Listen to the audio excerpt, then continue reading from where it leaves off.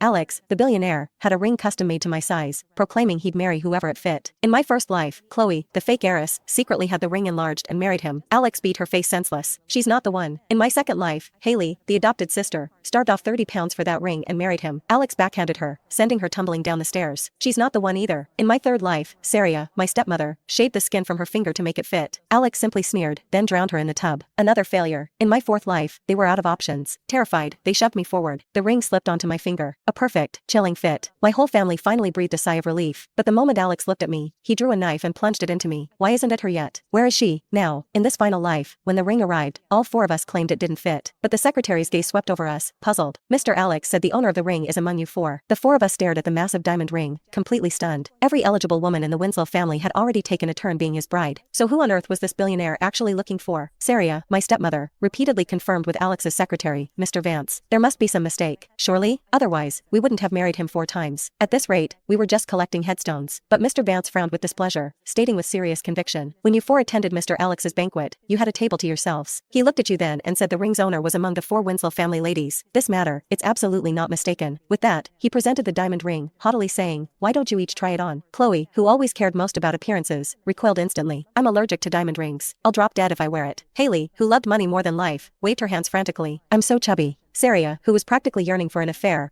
forced a smile that looked worse than a cry. My heart belongs to my late husband. Mr. Alex definitely doesn't love me. Finally, all eyes turned to me. Mr. Vance's face crinkled into a smile. Didn't Astrid once meet Mr. Alex and fall for him at first sight? This ring, it must be yours, Astrid. My heart, it was practically frozen solid with dread. How could I dare to fall for him? In my previous life, when I heard those words, I was indeed incredibly moved. After all, Alex and I did have a secret relationship, and he even had the ring custom made to my finger size. So, when I finally escaped the control of those 3 and successfully married Alex, I thought my suffering was over. But the moment he clearly saw my face, he furiously grabbed a fruit knife. The woman Alex was looking for wasn't me? Then who could it possibly be? Lost in my memories, I stood silently, not taking the ring from Mr. Vance. He smiled. Marrying Mr. Alex certainly comes with a lot of pressure. You need some time to prepare yourselves mentally. Alright, Mr. Alex himself will come tomorrow. You have 1 night to think it over properly. I'll leave the ring here for now. Mr. Vance left the ring, then turned and departed in his diamond-studded luxury limo. But staring at that blinding diamond, our hearts remained frozen. We were terrified of dying. The 3 women who had been constantly battling me for years in the Winslow family surprisingly formed a united front. They pulled me into the living room for an urgent meeting. One by one, they forced the ring onto their fingers. In the end, only my finger offered the perfect, cursed fit. Sarah looked at me suspiciously. Are you sure you were killed? I rolled my eyes helplessly. I was sent back to the Winslow family. Didn't you all see it? Haley nodded frantically. It was brutal, seriously. Chloe also sighed. I battled Astrid for 10 years, and even I felt bad for her when I saw that. The 4 of us exchanged glances, then let out helpless sighs. Sarah was on the verge of a breakdown. But if we can't produce someone tomorrow, won't he just kill us all? The 3 of them looked utterly devastated. Suddenly, I looked up.